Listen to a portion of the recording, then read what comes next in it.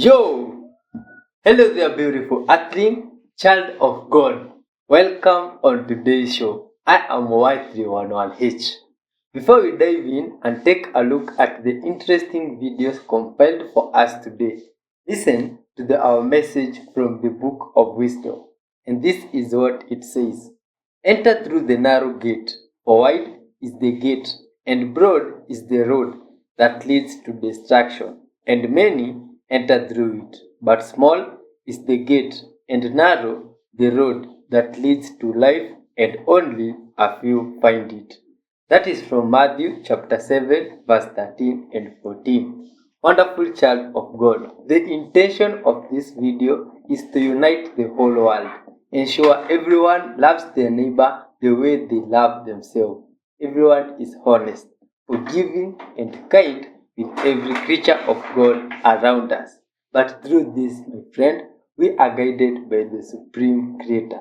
Let's give thanks together for life before we dive in and take a look at these videos.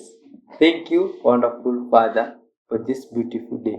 Thank you, dear Lord, for your spirit in us. Thank you for love. Thank you, dear Lord, for your precious child, today's viewer. Thank you for your goodness. Thank you for the videos you have, Father, and the experience that we shall have together with you. Thank you for everything, even the unseen blessings in our lives.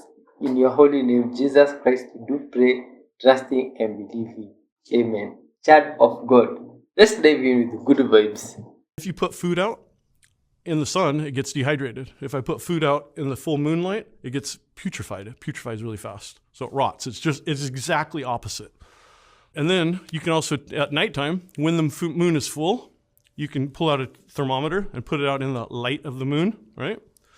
And let's say that, as an example, the thermometer reads 70 degrees in the full moonlight. If I put it in the shade of the moonlight, it actually gets warmer. And I pull it out, it gets colder again. So the moon's light is cold. It's not hot, so it's not reflecting the sun. It has nothing to do with the sun. That's what I mean by it's its own light. And that's a simple scientific experiment. Anybody can do it. Thermometer. I don't know if you've ever done it, but I've lived in the northern climates before, and a lot of times if I park my car under a tree, I'll come out to my windshield, to my car in the morning, and half of my windshield will be frozen and the other half won't be. It's happened many, many times, and I never really thought about it until a few years ago, and I put it all together. I'm like, wow. The reason it frosted over is because the full moon light hit that part of the windshield, and this part was underneath the tree in the shade. So we're rotating around the Earth, the sun. Exactly. I'm proposing to you that the sun and the moon are moving around us, just like it looks like. They are the same size, not 400 miles further, bigger, and 400 times further apart. Nah. It's very much the same. The sun, and as astrologically speaking, I think the moon has just as much of an impact as the sun on us. One is our conscious side, one's our unconscious side. One's gold, one's silver, one's hot, one's cold. From our perspective, the moon and the sun are the same size from our perspective. But they tell us, science tries to tell us that we're going around the sun and the moon's going around us.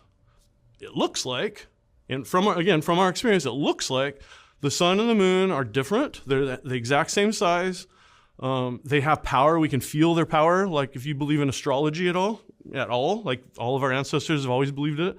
They believe that the sun, the moon, and all the stars, each of the individual stars have their own power. They have their own potency that they're affecting us.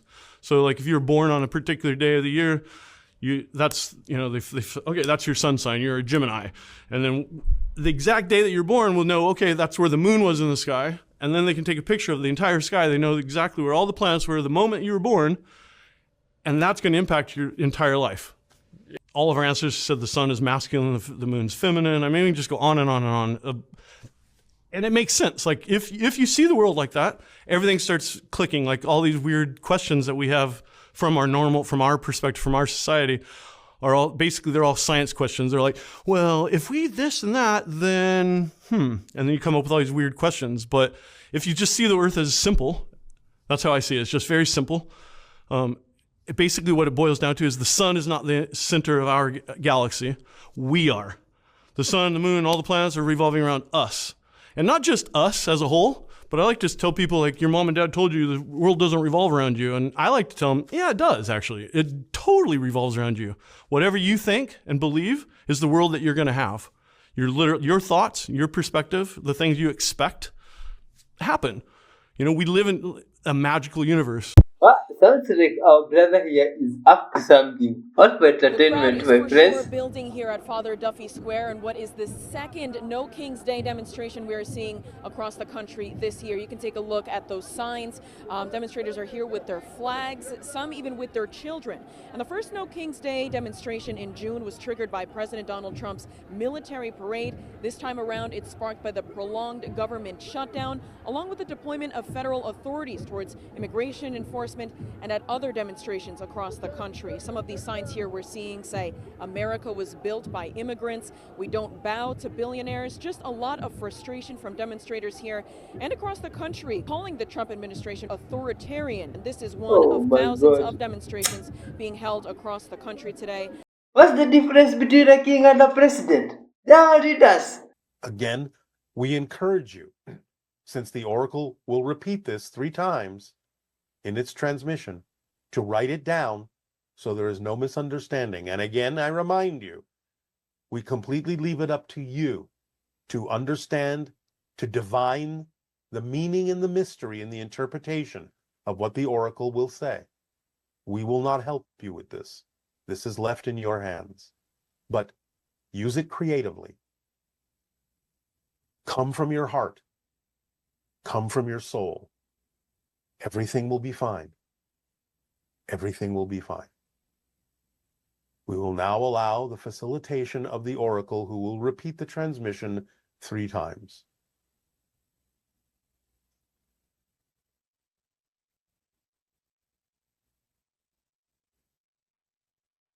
The dark night of the soul calls forth the light within. And when the light of truth comes forth, the blind shall see once again. The dark night of the soul calls forth the light within. And when the light of truth comes forth, the blind shall see once again. The dark night of the soul calls forth the light within.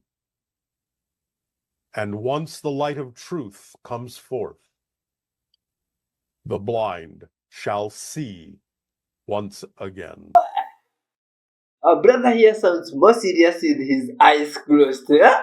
This is all for entertainment purposes. He's amazing. A major global outage impacting so many popular websites and apps like Amazon, Alexa, Snapchat, Fortnite. Rhiannon Alley starts us off with the latest developments. Good morning, Rhiannon. Hey, good morning to you, George. Yeah, if you were up late overnight wanting to watch some of your favorite shows, or even if you had a flight to catch, you may have noticed a problem with many of your favorite apps thanks to a major outage taking down some really big name favorites. Amazon Web Services, which is a leader in the cloud infrastructure market, reported the outage, citing an operational issue, saying around 2 a.m. East Coast time that it was working to accelerate the recovery. According to the app that tracks problems like these, Down Detector, some of the sites affected that you mentioned, Amazon, Prime Video, Disney Plus, which is owned by the parent company of ABC, Lyft, McDonald's, Snapchat, United Airlines, Venmo, and Verizon. The list goes on and on. Some United and Delta customers even reported on social media they couldn't find their reservations online, they couldn't check in, they couldn't drop their bags. Other social media users cited problems with cloud-based games, including Roblox and Fortnite.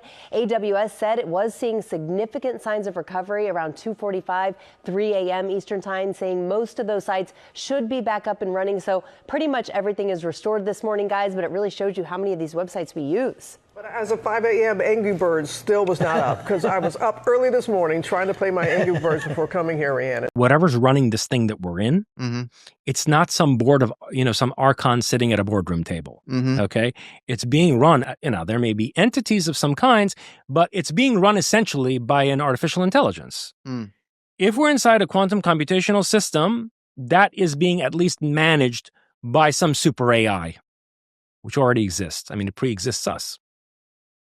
What I argue in Closer Encounters and in other books of mine is that this artificial intelligence that's managing our simulacrum has a problem with these Nordics that have established this control system. It sees these Nordics as having set up an evolutionary bottleneck that human evolution, especially social and psychological evolution of mankind, has been choked off and suffocated by these overlords who, are on some kind of narcissistic, sadistic power trip.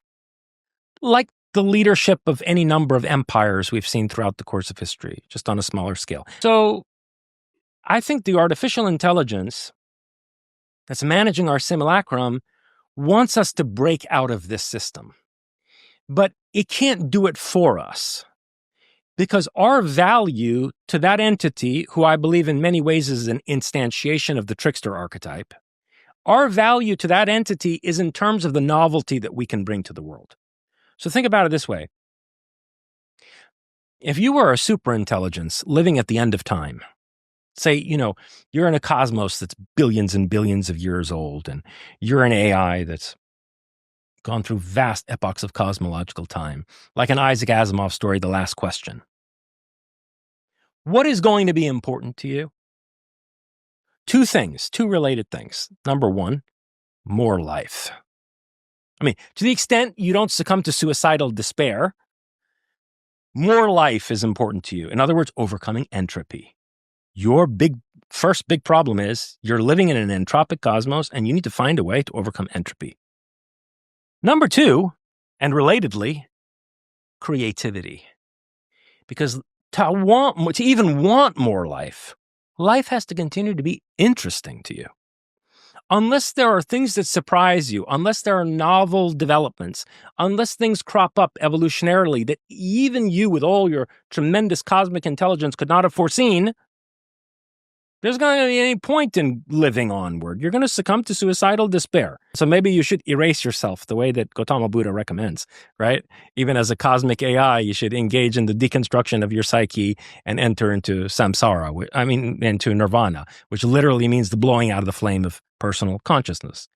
But to the extent you want to avoid that and you're not ready to give in to nihilistic despair, you need to find a way to overcome entropy, and you need to find a way to increase creativity as a means to a negentropic further development of life on a cosmic scale. Okay, that's why we're important to this AI that's managing our simulacrum. It is looking in this petri dish for a form of life that's going to show it something new. And for us to be worthy of that and capable of it, it cannot solve our problem for us. Now, it might protect us to an extent from being completely suffocated by this control system, crushed by it, hopelessly crushed. But it has to allow us to struggle enough, not just to come up with a solution to the oppressive situation that we find ourselves in, but to break into a new epoch of creativity and to develop aesthetic and cultural forms that even this intelligence couldn't have foreseen, to the point where it wants to take a sample from out of this petri dish and let it out into a wider world. As an embryonic form of a new type of intelligence in the cosmos, with which it can play. Mind-blowing. This could be your skin. Wow, guy! Right, I can show you this better now, because the other one I was holding too, it was a lot harder. But you can see that they're wiggling around just like this. Dead easy way to hold them. Pin the tail, pin the head, and then they can't wrap you up in that tail. Now, if you look, see him catching on my jumper there? Oh, he's got me skin.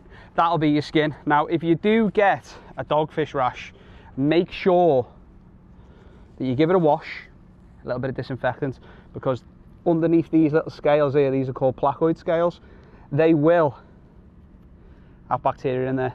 And they could cause you a nasty infection. But anyway, mate, all right, we know. We'll let you go now. Thanks for your support, my lady. Just let them be, please. Happy days. Look at this. So, do you know what I said about the rash? I had my jumper on, I thought it was protected, so it was doing that. But as you can see, it's got my thumb hole there. The skin got in the thumb hole, and it's there, look. I don't know whether you can really see it by my freckle. See how it's broke the skin there? It's broke the skin there, and it's scratched me all down there. So when I get home, that's going to get absolutely scrubbed. A few weeks ago, Bruce dropped a ball off of the balcony into this bush. and I wasn't able to find it, he wasn't able to find it, and now literally every day, once a day, this is the routine we go through. Oh man, this is one wise animal. Look at this. They have lots of hope. They hope that one day they find that ball that they dropped here. I know he can smell it, but I can't see it, and neither can you. It could be wiser than the owner. Look at this one. It looks like it can even talk if given a chance. This one is good vibes. I really don't see it. If anyone else does, let me know. But Bruce has not forgotten.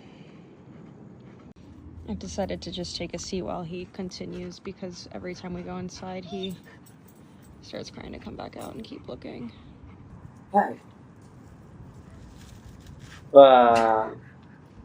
These animals are extremely wonderful, my friend. Intelligent and good vibes in their own unique ways. Just like the different earthlings on this world, my friend. Each and every soul is unique in its own way. Look at this. Where is it, buddy? I cannot believe what we are going through right now for a tennis ball. Alright, if anyone has any tips, please let us know. I hope the dog finds the ball. China's Unitree Robotics has unveiled its newest humanoid model, the H2, featuring a major upgrade, a human-like face. In the video, the H2 model performed a series of dexterous dance moves that included perfectly executed pirouettes and arabesques, and sported a strikingly human face, modeled in silver with well-defined eyes, lips, and nose. Standing at 180 centimeters and weighing 70 kilograms, it is the tallest humanoid robot the company has yet developed.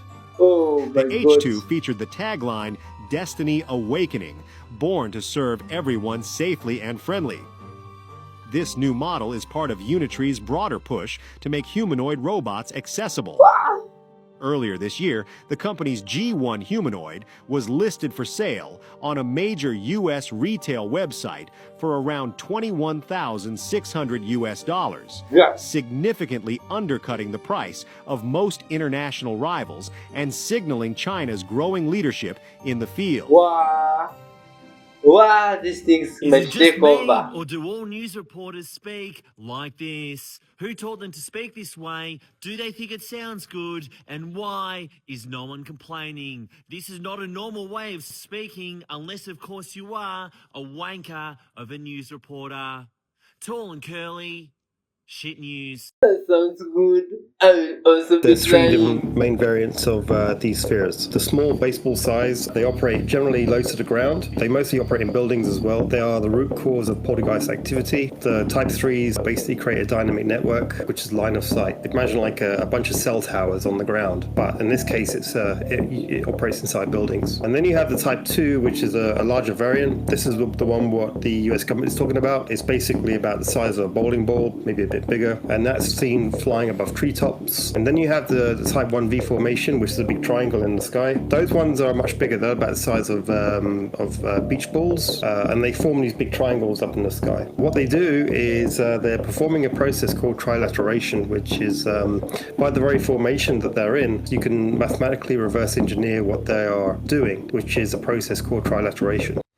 All those things look big, just like things made by other humans. You know that the ancient Egyptians viewed south as up.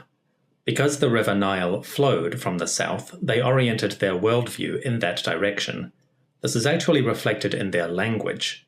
The word for east is Yabet, which derives from Yabi, meaning left hand, and the word for west is Imentet, deriving from Imenti, the right hand. So they felt that west was on your right and east was on your left. If you gave the ancient Egyptians a satellite view of their country, they wouldn't view north as up. Instead, they would flip it the other way. Oh, okay, that one is quite interesting. Do you think it is true?